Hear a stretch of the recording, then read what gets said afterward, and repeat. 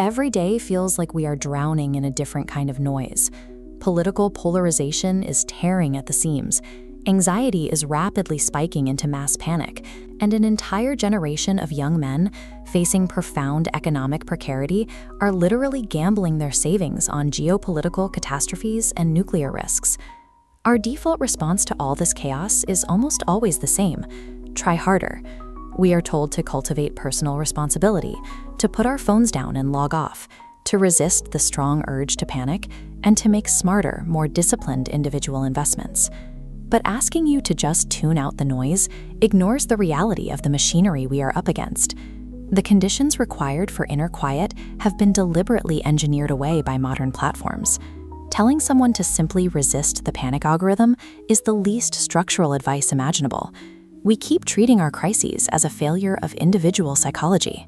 We try to fix the single actor, completely missing that our social behavior actually operates on the physics of active matter. Humanity operates as a deeply interconnected flock. The systemic pathologies we're experiencing, the panic, the exhaustion, are emergent patterns, the shape of a murmuration flying a dangerous path.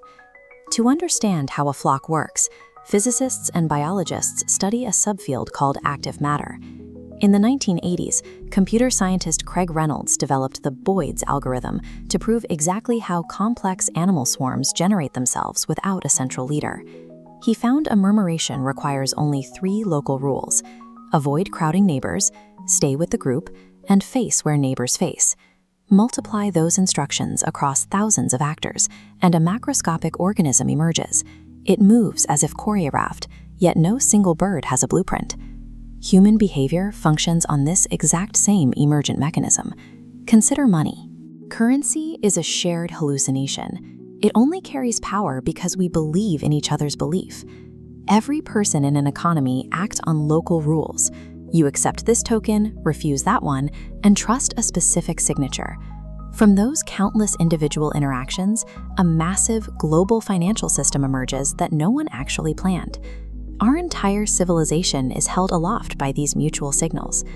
But when the rules feeding our human flock get hijacked by bad actors, the collective flight path can take us down very dark roads. Under intense pressure, individuals instinctively seek safety by mirroring the behavior of their neighbors. This local rule usually keeps a flock together, but it is also the mechanism that drives mass psychosis. Menticide, or the systematic destruction of the mind, hijacks this instinct. By flooding the environment with engineered waves of terror and enforced isolation, the system forces the individual to fly the only path the corrupted landscape makes visible. When everyone mirrors that engineered panic at once, the entire flock descends into a totalitarian state.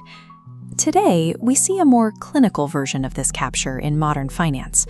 Prediction platforms like Polymarket and Kalshi advertise themselves as truth machines, claiming to harness the wisdom of the crowds to accurately forecast the future. The reality is much bleaker. These platforms operate as distraction engines. They target people struggling with wealth concentration and metabolize their existential dread into tradable contracts, turning the probability of a nuclear event or the minute-by-minute motion of Bitcoin into entertainment. The global pattern emerging from these platforms reveals that 0.04% of traders capture 70% of all profits. Liquidity flows from the desperate majority to a tiny circle of the informed, trapping the rest in a cycle of constant gambling. This is the chilling lesson of active matter physics.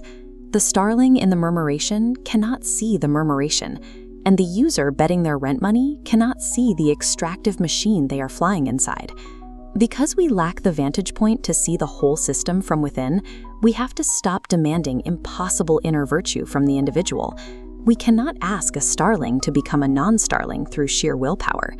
Instead, we have to change the shape of the landscape the flock flies through.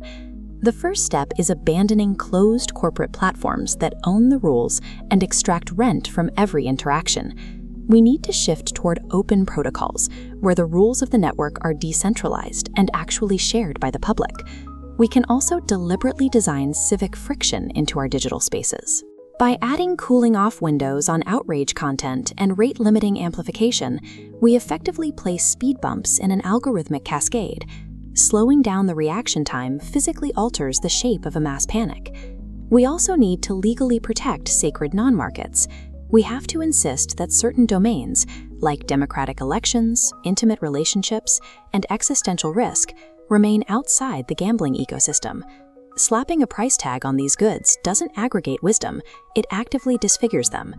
And finally, we can cultivate the commons. As political economist Elinor Ostrom demonstrated, groups routinely manage shared resources successfully by evolving their own local rules. A commons is an emergent institution, run by the users themselves, entirely free from state coercion or corporate privatization. We are never going to leave the flock. But by consciously redesigning our protocols, adding necessary friction, and protecting our shared spaces, we dictate which patterns emerge. We have the power to build a murmuration whose shape, on balance, we actually want to inhabit.